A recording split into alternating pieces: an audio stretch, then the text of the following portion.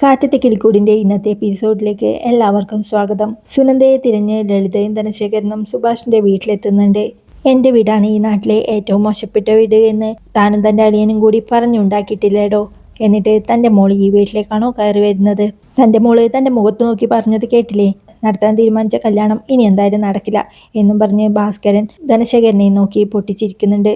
ഈ നിൽക്കുന്ന നിന്റെ ഭാര്യയില്ലേ, ഈ പൂതന, ഇവളെന്റെ കുടുംബത്തിൽ ഒരു നല്ല കാര്യവും നടക്കരുത് എന്നും പറഞ്ഞ് ദിവസവും തേങ്ങയൊടിച്ച് പ്രാർത്ഥിക്കുന്നവളാ. എന്റെ മക്കൾക്ക് ഒരു നല്ല കാര്യവും നടക്കരുത് എന്ന് ദിവസവും പ്രാർത്ഥിക്കുന്നവളാ ഇവള്. അതൊക്കെ കേട്ടിട്ട് ഒരുപാട് വേദനിച്ചിട്ടുണ്ട് ഈ ഭാസ്കരൻ. നാളെ ഈ വേദനയ്ക്കൊക്കെ ഒരു പരിഹാരം ഉണ്ടാവാൻ പോവുക. ഇത്രയും നാളെ ഞങ്ങൾ അനുഭവിച്ച വേദന ഇനി നിങ്ങൾ അനുഭവിക്കും. എന്താടാ, നിനക്ക് വേദനിക്കുന്നുണ്ടോ എന്ന് ഭാസ്കരൻ ഉറക്കെ വിളിച്ചു പറയുമ്പോഴേക്കും, ധനയേട്ടാ, ഇത് ശരിയാവില്ല. അവളുടെ കാരണത്ത് നാല് പൊട്ടിച്ച് അവളെ വിളിച്ചിറക്കി കൊണ്ടുപോകാൻ നോക്ക് എന്ന് ലളിതയും ഒച്ച വയ്ക്കുന്നുണ്ട്. എന്നാൽ അതെനിക്കൊന്ന് കാണണല്ലോ. നീ ആണാണെങ്കിലേ എൻ്റെ പിള്ളേരെ ഒന്ന് തൊട്ടു നോക്കടാ എന്ന് ഭാസ്കരൻ പറയുമ്പോഴേക്കും ധനശേഖരനും സുഭാഷിനെ തല്ലാനായി മുന്നോട്ട് വരുന്നുണ്ട്. പെട്ടെന്ന് സുധീഷും അയാളുടെ മുന്നിലേക്ക് കയറി നിന്ന്, എൻ്റെ ഏട്ടനെ തൊട്ടുപോയാലുണ്ടല്ലോ, എൻ്റെ ഏട്ടൻ്റെ അടുത്തുനിന്ന് സുനന്ദയും കൊണ്ട് നിങ്ങൾ പോകുന്നത് എനിക്കൊന്ന് കാണണല്ലോ എന്ന് ദേഷ്യത്തോടെ പറയുമ്പോഴേക്കും, വയസ്സിന് മൂത്തതാ, വെറുതെ അടി വാങ്ങിപ്പോയാ നിങ്ങൾക്ക് നാണക്കേട് എന്ന് ഹരീഷും പറയുന്നുണ്ട്.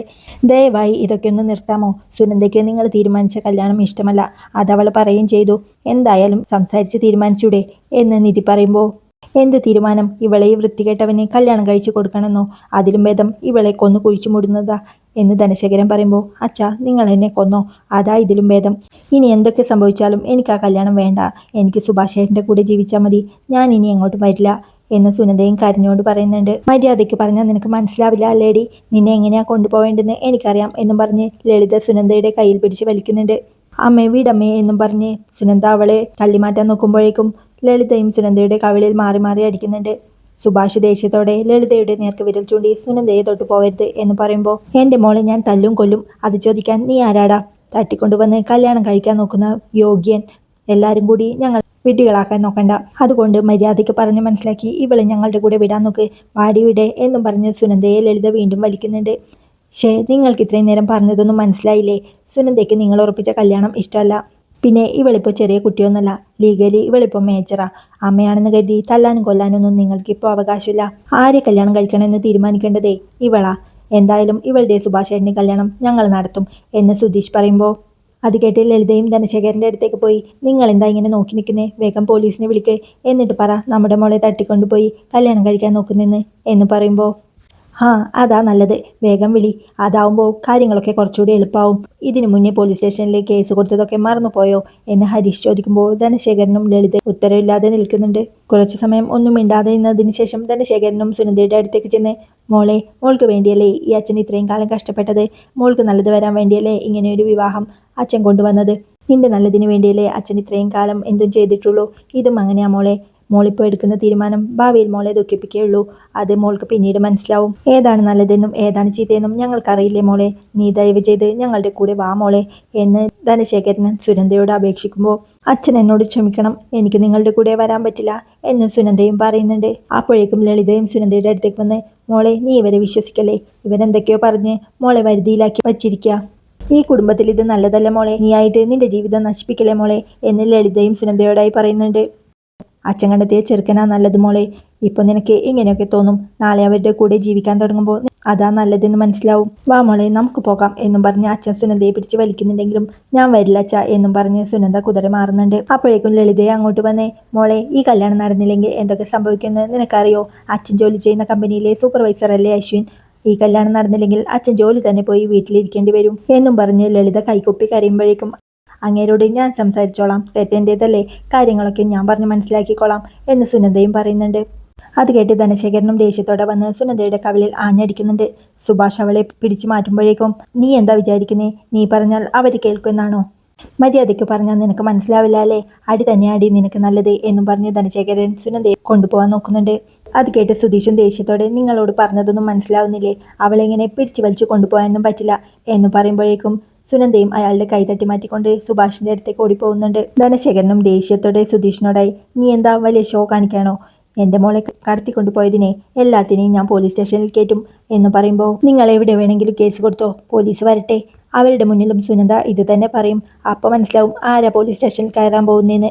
ഇഷ്ടമില്ലാത്ത കല്യാണത്തിന് നിർബന്ധിച്ചതിന് നിങ്ങൾ തന്നെ അകത്ത് കിടക്കേണ്ടി വരും എന്ന് സുധീഷ് പറയുമ്പോൾ സുധീഷ് പറഞ്ഞതാ ശരി, പോലീസ് വന്നാൽ നിങ്ങൾക്ക് തന്നെയാ ബുദ്ധിമുട്ട് എന്ന് നിധിയും പറയുന്നുണ്ട്.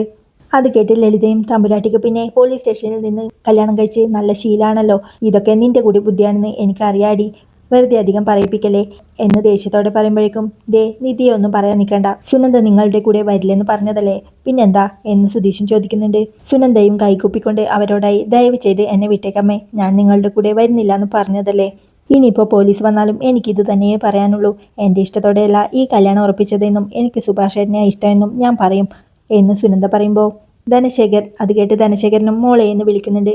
ലളിതയും സുനന്ദയുടെ അടുത്തേക്ക് ചെന്ന് നീ ഞങ്ങൾ പറയുന്നത് കേൾക്കുമോളെ, നക്കാപ്പിച്ച കാശ് കൊണ്ട് രണ്ടറ്റം കൂട്ടിമുട്ടിക്കാൻ ബുദ്ധിമുട്ടുന്ന ജീവിതം നിനക്ക് വേണ്ട മോളെ എന്ന് പറഞ്ഞ് ലളിത പൊട്ടിക്കരയുമ്പോഴേക്കും ഇങ്ങനെ കരഞ്ഞോണ്ടാ അമ്മ ഓരോ കാലത്തും എന്നെ ഓരോന്ന് പറഞ്ഞ് സമ്മതിപ്പിച്ചിട്ടുള്ളത്, ഇനി എനിക്ക് വയ്യമ്മേ എന്ന് സുനന്ദ പറയുമ്പോൾ സുനന്ദ പറയുന്നത് ദയവ് ചെയ്ത് ഇനിയെങ്കിലും നിങ്ങളൊന്ന് മനസ്സിലാക്ക്, ഇവളുടെ സന്തോഷമാണ് നിങ്ങൾക്ക് വേണ്ടതെങ്കിൽ ദയവ് ചെയ്ത് സുഭാഷ് ഏട്ടനുമായിട്ടുള്ള കല്യാണത്തിന് നിങ്ങളൊന്ന് സമ്മതിക്ക് എന്ന് നിധി പറയുമ്പോൾ ലളിതയും സുഭാഷിന്റെ അടുത്തേക്ക് ചെന്ന് കൈകൂപ്പിക്കൊണ്ട് മോനെ നീയെങ്കിലും ഇവളെയൊന്ന് പറഞ്ഞ് മനസ്സിലാക്ക്, കല്യാണത്തലേന്ന് നിന്റെ പെങ്ങൾ വേറെ ആളുടെ കൂടെ ഒളിച്ചോടി പോയാലുള്ള സങ്കടം നീ ഒന്ന് ഓർത്തു നോക്ക്, അതാലോചിച്ചിട്ടെങ്കിലും നീ ഇവളെ ഒന്ന് പറഞ്ഞ് മനസ്സിലാക്ക് എന്ന് പറഞ്ഞ് കരയുമ്പോൾ ഡാ ഈ പച്ചൊന്ന് പറയുന്നത് കേട്ട് നിന്റെ മനസ്സൊന്ന് മാറ്റലേ എന്ന് അച്ഛനും പറയുന്നുണ്ട്. അപ്പോഴേക്കും ധനശേഖരനും സുഭാഷിൻ്റെ അടുത്തേക്ക് ചെന്ന് എനിക്ക് മോനോട് പേഴ്സണലായിട്ടൊന്ന് സംസാരിക്കണം, നമുക്ക് അപ്പുറത്തെ മുറിയിലേക്ക് മാറി നിന്നാലോ, ഒന്ന് വാ മോനെ പ്ലീസ് എന്നൊക്കെ പറഞ്ഞ് സുഭാഷിനെ വിളിക്കുന്നുണ്ട്. ഇയാളുടെ വാക്ക് കേട്ട് ഏട്ടൻ അങ്ങോട്ട് പോകാനും നിൽക്കല്ലേ, ഇതൊക്കെ ഇയാളുടെ ഒരു അടവാ എന്ന് സുധീഷ് പറയുമ്പോൾ ഏട്ടൻ എങ്ങോട്ടും വരുന്നില്ല എന്ന് ഹരീഷും പറയുന്നുണ്ട്. ഇവിടെ എല്ലാവരും കേൾക്കെ സംസാരിക്കാൻ പറ്റുന്നത് സംസാരിച്ചാൽ മതി, ഒറ്റയ്ക്കൊന്നും പോയി സംസാരിക്കണ്ട എന്ന് സുധീഷ് പറയുമ്പോൾ അവർ സംസാരിക്കട്ടെ സുധീഷ് എന്ന് നിധിയും പറയുന്നുണ്ട്. വാ മോനെ പ്ലീസ് എന്നും പറഞ്ഞ് ധനശേഖരൻ സുഭാഷിനെ വിളിക്കുമ്പോൾ സുഭാഷും അകത്തെ മുറിയിലേക്ക് പോകുന്നുണ്ട്. ധനശേഖരൻ അങ്ങോട്ട് കയറി വന്ന് വാതിലടച്ച് സുഭാഷിന്റെ കാലിൽ വീണ് കരയാണ്. മോനെ സുഭാഷേ എന്നും പറഞ്ഞ് അയാൾ പൊട്ടിക്കരയുമ്പോൾ അമ്മാവ എന്തായി കാണിക്കുന്നേ, ഇത്രയും പ്രായം ഉണ്ടായിട്ടും എൻ്റെ കാൽ വീഴാണോ എന്ന് പറഞ്ഞ് സുഭാഷ് അയാളെ പിടിച്ച് എഴുന്നേൽപ്പിക്കുന്നുണ്ട്. അമ്മാവ എന്തായി കാണിക്കുന്നേ എന്ന് സുഭാഷ് ചോദിക്കുമ്പോൾ മോനെ സുനന്ദ ജനിച്ചതിന് ശേഷം ഞാൻ ഈ നാട്ടിൽ അധിക കാലമൊന്നും നിന്നിട്ടില്ല മോനെ, 3-4 വർഷം കൂടുമ്പോൾ ഒന്ന് വന്ന് 10-20 ദിവസം നിന്നിട്ട് പോവും, ബാക്കിയുള്ള കാലം മുഴുവൻ ഞാൻ അവിടെ ഹോമിച്ചത് എൻ്റെ മകൾക്ക് വേണ്ടിയായിരുന്നു, അവൾ നന്നായിരിക്കണം, അവൾക്ക് നല്ലൊരു ജീവിതം ഉണ്ടാവണം എന്നൊക്കെയായിരുന്നു എൻ്റെ ആഗ്രഹം. എൻ്റെ കൂടെ ജോലി ചെയ്യുന്നവരൊക്കെ കല്യാണത്തിന് വന്നിട്ടുണ്ട്, നാളെ കല്യാണം നടന്നില്ലെങ്കിൽ ഞാൻ അവരോടൊക്കെ എന്താ പറയാ, മാത്രമല്ല കല്യാണ ചെറുക്കൻ എൻ്റെ കൂടെ ജോലി ചെയ്യുന്ന സൂപ്പർവൈസറാ, ഈ കല്യാണം നടന്നില്ലെങ്കിൽ നാണക്കേട് മാത്രമല്ല എൻ്റെ ജീവിതം കൂടി ഇല്ലാതാവും, ഇനി ഒരിക്കലും എനിക്ക് അങ്ങോട്ട് പോകാനാവില്ല സുഭാഷേ, അങ്ങനെ ഒരു നടുക്കടയില്ല ഞാൻ, ദയവ് ചെയ്ത് ഞാൻ പറയുന്നതൊന്ന് മനസ്സിലാക്ക് എന്നും പറഞ്ഞ് കൈകൂപ്പി കരയുമ്പോഴേക്കും ലളിതയും റൂമിന്റെ വാതിൽ തുറന്ന് അങ്ങോട്ട് വരുന്നുണ്ട്. ലളിതമല്ലേ വാതിലടിച്ച് സുഭാഷിന്റെ അടുത്തേക്ക് വന്ന് മോനെ നീ എൻ്റെ ചേട്ടന്റെ മോനാ, എന്നെക്കാളും പ്രായവും ചെറുതാ, എന്നാലും ഞാൻ നിന്റെ കാല് വേണമെങ്കിൽ പിടിക്കാം, എന്ത് വന്നാലും നാളെ എൻ്റെ മോളുടെ കല്യാണം നടക്കണം എന്നും പറഞ്ഞ് കൈകുപ്പിക്കൊണ്ട് അവർ സുഭാഷിന്റെ കാലിലേക്ക് വീഴുന്നുണ്ട്. ഏയ് എന്താ അമ്മായി കാണിക്കുന്നേ, എഴുന്നേക്ക് എന്നും പറഞ്ഞ് സുഭാഷ് അവരെ പിടിച്ച് എഴുന്നേൽപ്പിക്കാണ്. ലളിത എഴുന്നേറ്റ് കൈകൂപ്പിക്കൊണ്ട് കരഞ്ഞ് മോനെ ദയവ് ചെയ്ത് നീ സുനന്ദയെ ഞങ്ങളുടെ കൂടെ പറഞ്ഞേക്ക്, കുഞ്ഞുനാൾ തൊട്ട് നിന്നെ ഞങ്ങൾ കാണുന്നതല്ലേ, നമുക്കിടയിൽ ഒരുപാട് പ്രശ്നങ്ങളുണ്ട്, എന്നാലും നമ്മൾ ഒരേ ചോരയല്ലേ, അതുകൊണ്ട് നീ അവളെ ഒന്ന് പറഞ്ഞ് മനസ്സിലാക്ക്, അവൾക്ക് നിന്നോട് ഇത്രയും ഇഷ്ടമുണ്ടായിരുന്നു എന്ന് ഞങ്ങൾക്ക് ഇപ്പോഴാണ് അറിയുന്നത് മോനെ, മുൻപായിരുന്നെങ്കിൽ എന്തെങ്കിലുമൊക്കെ ചെയ്യായിരുന്നു, നാളെ കല്യാണം ഉറപ്പിച്ചിട്ട് ഞങ്ങളിപ്പോൾ എന്ത് ചെയ്യാനാ, നാളെ രാവിലെ ആളുകളൊക്കെ വരുമ്പോൾ ഞങ്ങൾ എന്തു പറയും, മോൻ അവളെ ഞങ്ങളുടെ കൂടെ പറഞ്ഞേക്ക് എന്നും പറഞ്ഞ് ലളിത കൈകൂപ്പിക്കൊണ്ട് പൊട്ടിക്കരയുന്നുണ്ട്. ലളിതയും ധനശേഖരനും സുഭാഷിനെ നോക്കി കൈകൂപ്പിക്കൊണ്ട് കരയുമ്പോൾ അവൾ എന്നെ വിശ്വസിച്ചല്ലേ ഇങ്ങോട്ട് വന്നത്, ഞാൻ എങ്ങനെ അവളെ തിരിച്ചയക്കും എന്ന് സുഭാഷ് പറയുമ്പോൾ അയ്യോ അങ്ങനെ പറയല്ലേ മോനെ എന്നും പറഞ്ഞ് അവർ പൊട്ടിക്കരയാണ്. ഡൈനിങ് ഹാളിൽ സുധീഷും കൂട്ടരും ടെൻഷനോടെ നിൽക്കുകയാണ്. അതിൻ്റെ ഭാസ്കരൻ പറയുന്നുണ്ട് ഇത്രയും നേരം എന്തു പറയാനാ, അവൻ്റെ കുമ്മായി പറയും ഞാൻ തലയിൽ വെച്ച പേനരിക്കും താഴെ വെച്ചാൽ ഉറുമ്പരിക്കും എന്നും പറഞ്ഞ് വളർത്തിയതാണെന്ന്, കുമ്മാവും പറയും ഞാൻ മരുഭൂമിയിൽ അവൾക്കായി കഷ്ടപ്പെട്ട് ജീവിച്ചതാണെന്ന്, നീ അവളെ കെട്ടിയാൽ ഞങ്ങളങ്ങ് തൂങ്ങി മരിക്കും എന്നൊക്കെ അവർ പറയുകയും ചെയ്യും, ഈ പൊട്ടനാണെങ്കിൽ അതൊക്കെ കേട്ട് വിശ്വസിക്കുകയും ചെയ്യും എന്ന് അച്ഛൻ പറയുമ്പോൾ നിങ്ങളൊന്നും മിണ്ടാതിരിക്കുക എന്ന് സുധീഷും പറയുന്നുണ്ട്. അപ്പോഴേക്കും ലളിതയും സുഭാഷിനോടായി ഈ കല്യാണം നടന്നാൽ വടക്കോട്ട് പോകുന്ന ഏതെങ്കിലും ട്രെയിനിനടിയിൽ നോക്കിയാൽ മതി ഞങ്ങളെ, നീ അവസാനമായിട്ടായിരിക്കും ഞങ്ങളെ ഇന്ന് കാണുന്നത് എന്നൊക്കെ പറയുമ്പോൾ എന്തൊക്കെ അമ്മായി പറയുന്നേ എന്ന് സുഭാഷും പറയുന്നുണ്ട്. അങ്ങനെയല്ലാതെ ഞങ്ങൾ എന്താ പറയണ്ടേ, നാളെ ഈ നാണക്കേട് സഹിച്ച് ജീവിക്കുന്നതിലും നല്ലത് അത് തന്നെയാ, അവളൊരു കുട്ടിയാ, എന്തൊക്കെ എടുത്തു ചാടി ഇങ്ങോട്ട് വരുമ്പോൾ നല്ലത് ഉപദേശിച്ച് തിരിച്ചയക്കേണ്ടത് നീയല്ലേ മോനെ, ഈ കല്യാണം നടന്നാൽ അത് തന്നെയാണ് നടക്കാൻ പോകുന്നത്, കർമ്മം ചെയ്യാൻ ആൺമക്കളില്ലാത്തതുകൊണ്ട് നീ വേണം എല്ലാം ചെയ്യാൻ, ചൂലും പായും കോരിക്കൊക്കെ എടുത്ത് റെയിൽവേ സ്റ്റേഷനിലേക്ക് വന്നാൽ മതി, അമ്മായി അമ്മാവനെയും അടിച്ചുകോരി എടുക്കാൻ എന്ന് ലളിത പറയും. അമ്മായി പറയുന്നേ എന്ന് സുഭാഷ് പറയുമ്പോൾ, ഒന്നുകിൽ നീ അവളെ ഞങ്ങളുടെ കൂടെ പറഞ്ഞേക്കണം, അല്ലെങ്കിൽ തെക്കേ പറമ്പിൽ ഞങ്ങൾക്കായി 2 ചെയ്ത കൂട്ടണം എന്നൊക്കെ പറഞ്ഞ് അവർ വീണ്ടും പൊട്ടിക്കരയുന്നുണ്ട്.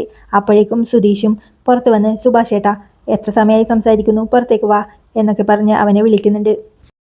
സുഭാഷ് വേഗം വാതിൽക്കലേക്ക് ചെന്ന് പുറത്തേക്ക് പോകാൻ ഒരുങ്ങുന്നുണ്ട്. പെട്ടെന്ന് അവൻ എന്തോ ഓർത്ത പോലെ തിരിഞ്ഞു നോക്കിക്കൊണ്ട് അവിടെ വെച്ച താലിയെടുത്ത് കയ്യിൽ പിടിക്കുന്നത് കണ്ട് ധനശേഖരനും ലളിതയും ഞെട്ടലോടെ അവനെ തന്നെ നോക്കി നിൽക്കുകയാണ്. അവൻ ആ താലിയെ എടുത്ത് ഒന്ന് നോക്കിക്കൊണ്ട് പുറത്തേക്ക് ഇറങ്ങി പോകുന്നുണ്ട്. സുധീഷ് സുഭാഷിനെ നോക്കി, സുഭാഷ് ഏട്ടാ എന്താ അവർ സുഭാഷ് ഏട്ടനോട് പറഞ്ഞത് എന്നൊക്കെ ചോദിക്കുമ്പോൾ സുഭാഷ് ഒന്നും മിണ്ടാതെ സുനന്ദയെ തന്നെ നോക്കി നിൽക്കുകയാണ്. അവന്റെ പുറകെ തന്നെ ധനശേഖരനും ലളിതയും പുറത്തേക്ക് ഇറങ്ങി വരുന്നുണ്ട്. അപ്പോഴേക്കും അച്ഛനും, എടാ താലിയും പിടിച്ച് അവളുടെ കണ്ണിൽ തന്നെ നോക്കി നിൽക്കാതെ ഒന്ന് താലി കെട്ടടാ എന്ന് സുഭാഷിനോട് പറയുമ്പോഴേക്കും അമ്മാവനും അമ്മായും ഒരു ഞെട്ടലോടെ അവനെ തന്നെ അവൻ കയ്യിലുള്ള താലി നിവർത്തി പിടിക്കുമ്പോഴേക്കും എല്ലാവരും ഒരാശ്വാസത്തോടെ അവനെ നോക്കി പുഞ്ചിരിക്കുന്നുണ്ട്. ഇങ്ങനെ നോക്കി നിൽക്കാതെ ഒന്ന് താലി കെട്ടടാ എന്ന അച്ഛൻ പറയുമ്പോൾ സുനന്ദയും പ്രതീക്ഷയോടെ അവന്റെ മുഖത്തേക്ക് തന്നെ നോക്കി നിൽക്കുന്നുണ്ട്. വിഷമത്തോടെ താലിയിൽ നോക്കിയ ശേഷം സുനന്ദയെ നോക്കി നിൽക്കുന്ന സുഭാഷിനെ കാണിച്ചുകൊണ്ടാണ് ഇന്നത്തെ എപ്പിസോഡ് അവസാനിക്കുന്നത്. ഈ കിളിക്കൂടിന്റെ ബാക്കി വിശേഷങ്ങളുമായി വീണ്ടും